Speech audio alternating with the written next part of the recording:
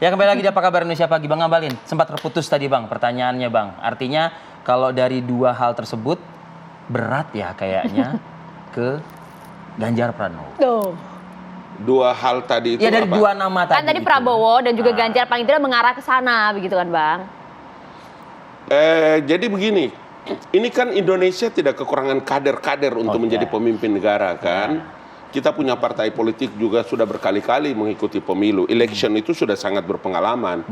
Jadi dari seorang tokoh Bapak Bangsa Presiden Joko Widodo kemudian mengeluarkan pernyataan itu supaya partai politik itu tadi ojo ke susu, jangan terburu-buru, jangan cepat-cepat.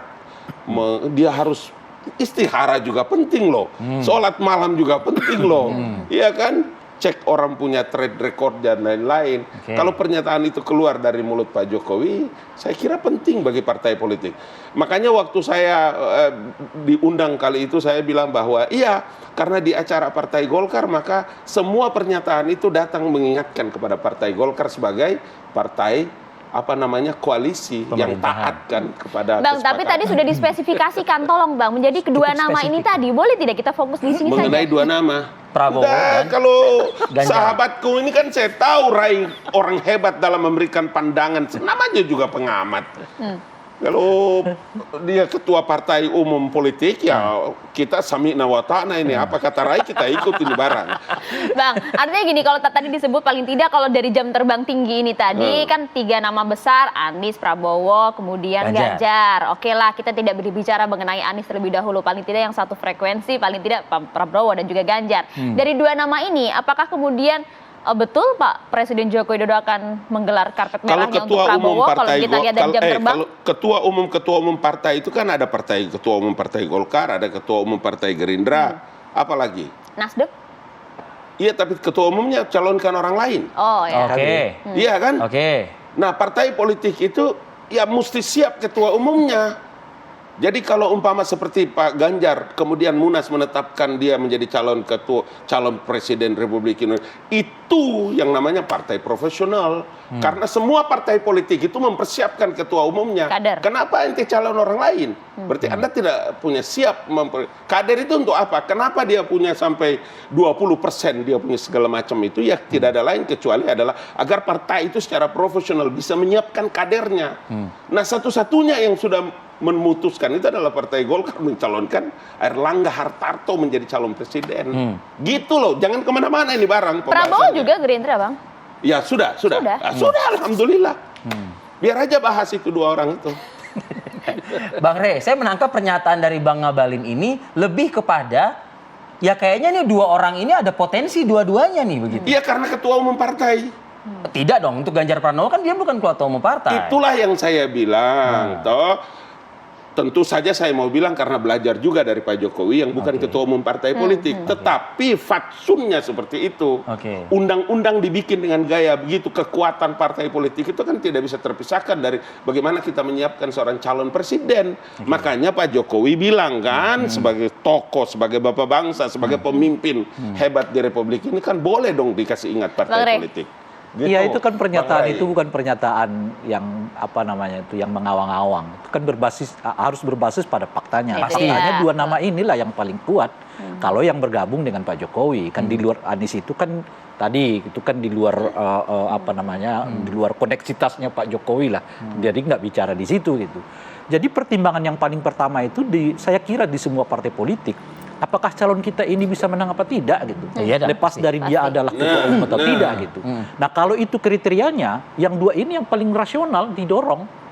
Jadi nama-nama lain ketua umum macam-macam nggak rasional. Meskipun dia adalah ketua umum partai politik. Rasional. Kebetulan kan gitu ibaratnya. Iya, oleh karena itu kita nggak usah jauh-jauh lagi. Dua nama ini yang kita fokuskan. Bang Rey, yang Bang Rey maksud itu dua nama ini artinya dua nama ini secara sendiri-sendiri atau langsung saja nih, mungkin dua nama ini aja lah yang udah berduet lah langsung. Formatnya begitu bisa ibaratnya. banyak. Formatnya bisa banyak.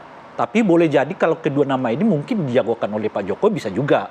Lihat situasi perkembangan berikutnya, apakah akan dorong Pak Ganjar atau Pak Prabowo di lain kubu atau menyatukan yang keduanya. Jadi formatnya bisa banyak. Artinya Pak Jokowi tidak mau berfokus pada satu kandidat dulu. Karena negosiasi, hitungan macam-macam panjang ini sampai itu yang saya sebut ini Juni 2023 bakal kelihatan gitu kemana arahnya. Cuma tentu kalau kita pakai kalkulasi-kalkulasi ya kecenderungan itu ada ke Pak Ganjar Pranowo. Kenapa? Elektabilitasnya tinggi. Sekarang udah mulai mencapai ke angka 35%. Artinya apa gitu? Artinya Pak Ganjar itu hanya butuh 16% untuk menjadi presiden dalam satu putaran. Dan 35% itu tanpa dukungan apapun ya. Tidak ada partai politik yang menyatakan mendukung dia. Ya kan? Kemudian belum kampanye seperti yang dilakukan oleh Anies sampai sekarang gitu ya. Tapi dia merangkak terus. Saat yang bersamaan Pak Prabowo bukan hanya stagnan tapi punya kecenderungan turun ke bawah gitu. Jadi itu tentu saja pertimbangan yang paling utama gitu untuk mendukung siapa bakal calon presiden dan wakil presiden yang akan kita dorong gitu ya. Nah, yang kedua adalah soal kedekatan yang kita sering kali sebutkan antara Pak Ganjar dengan Pak dengan Pak Jokowi gitu. Meskipun kedekatan ini akhir-akhir ini ya, agak terlihat juga makin akrab antara Pak Jokowi dengan Pak Prabowo. Bahkan saya sering kali mengatakan kalau Pak Prabowo masuk ke dalam struktur kabinet, yang mungkin terakhir kali nanti meninggalkan Pak Jokowi itu adalah Pak Prabowo. Dan itu agak kelihatan sekarang kan, bagaimana kedekatan di antara keduanya gitu. Mengapa itu bisa terjadi? Karena itu sudah semacam tabiat menurut saya di Pak Prabowo, sangat patuh terhadap loyal setara pimpinan gitu. Dan ingat ya, mungkin 4 atau 5 hari yang lalu Pak Prabowo masih memuji Pak Jokowi sebagai pemimpin yang yang bagus lah, yang macam-macam dan seterusnya itu gitu. Jadi kalau dilihat dari kedekatan, kedudukannya agak dekat sekarang ya. Tapi kalau dilihat dari kelamaan kedekatannya, ya tentu saja dengan kalau dilihat juga dari pengalaman, profesionalisme. Nah, yang ketiga nih, yang ketiga. Sejauh ini kan ada musrah namanya yang dilakukan oleh relawan-relawan Jokowi. Dan uniknya sejauh ini nama Ganjar masih tetap jauh lebih dominan, meskipun sekali 2 kali nama Pak Prabowo masuk ke dalamnya. Jadi kalau dilihat dari 3 variabel ini, kesan saya akan ke Pak Ganjar. Kalau lihatnya variabel, karena meskipun ada variabel kedua soal kedekatan antara Pak Ganjar dengan Pak Prabowo, rasanya agak kuat sekarang dengan Pak Jokowi, tapi ada 2 variabel yang lain kan. Variabel yang lain adalah soal kecenderungan elektabilitas. Pak Ganjar terus naik, dia hanya butuh 16% untuk. Jadi rasional di sana ya? Dia rasional. Harus kita ingat ya, Pak Ganjar itu ditolak oleh partainya kan. Kemudian sampai sekarang tidak ada yang menyatakan dukungan dari partai politik. Tapi dia dapat sampai ke angka 35%. Nggak kebayang kalau tiba-tiba dicalonkan jadi calon presiden, lalu mungkin ya didukung oleh PDI Perjuangan misalnya. Artinya Pak Ganjar itu targetnya bukan hanya sebagai calon presiden 2 putaran, mungkin udah targetnya ke 1 putaran gitu dibandingkan dengan kandidat yang lain. Dan memungkinkan untuk pasangan kalau kita melihat simulasi Prabowo Ganjar. Kalau dilihat tinggal 16% mungkin. Kalau dibandingkan dengan nama yang lain, Anies butuh 2 putaran menurut saya untuk jadi calon presiden. Pak Ganjar butuh 2 putaran untuk jadi calon presiden. Tapi dapat restu nggak dari partainya Pak Ganjar kan itu? Siapanya? Pak Jokowi kan juga hanya kader, Bang. Saya kira begini.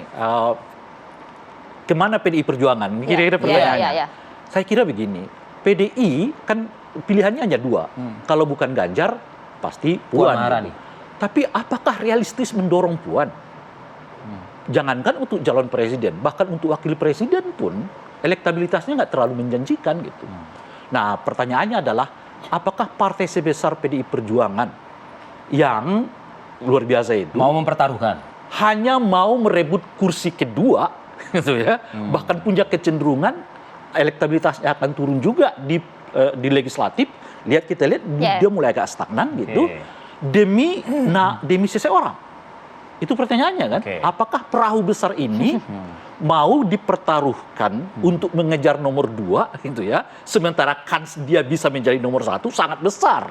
Baik di legislatif dia bisa nomor 1, di eksekutif dia di nomor 1, tapi dia milih nomor 2. Itu cara berpikir seperti apa? Nah itu kan jadi pertanyaannya. Nah oleh karena itu menurut saya, itulah makanya sampai sekarang PDI Perjuangan juga menunda. Bahkan kemarin itu yang saya sebutkan tadi, begitu mereka panggil Ganjar itu, Ganjar hanya diberi sanksi peringatan, sanksi lisan. Saya mengatakan itu adalah pukulan kasih sayang. itu sanksi kasih sayang. Artinya ada kesan saya melihat PDI Perjuangan sekarang untuk mulai menarik Ganjar sendiri masuk ke gerbong mereka. Oke. Gitu. Kenapa bisa begitu itu?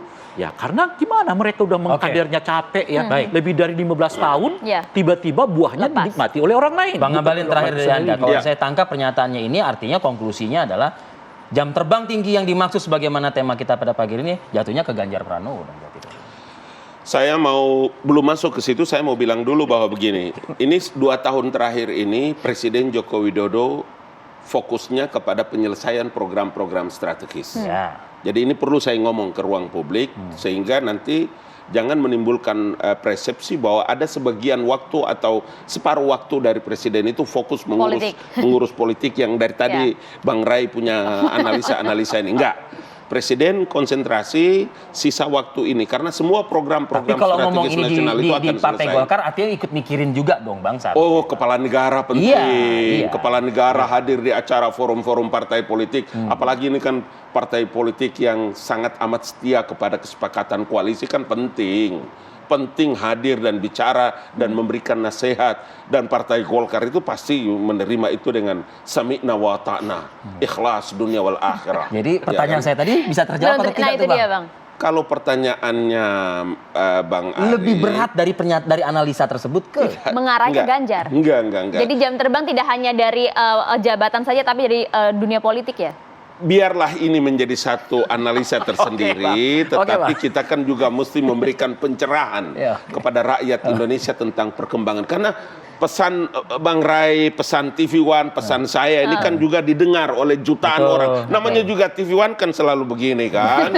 Jadi biarlah ini rakyat yang nanti punya analisa. Karena rakyat sekarang ini nggak bisa dibohong-bohongi itu. Masih banyak Sudah masalah sangat yang harus pintar. diselesaikan tentunya. Yang kedua, Belanda masih jauh, Bung. Kita siapkan kesehatan waktu. Terima kasih Bang Ali Muhtar Ngabalin, Terima kasih Bang Ngabalin, Bang Ray, terima kasih banyak. atas partisipasinya hadir bersama kami di Apa Kabar Indonesia Pagi. Sehat selalu untuk Anda berdua. Sehat selalu, terima kasih sudah hadir. Assalamualaikum. Assalamualaikum. Oke pemirsa, kami akan jeda terlebih dahulu.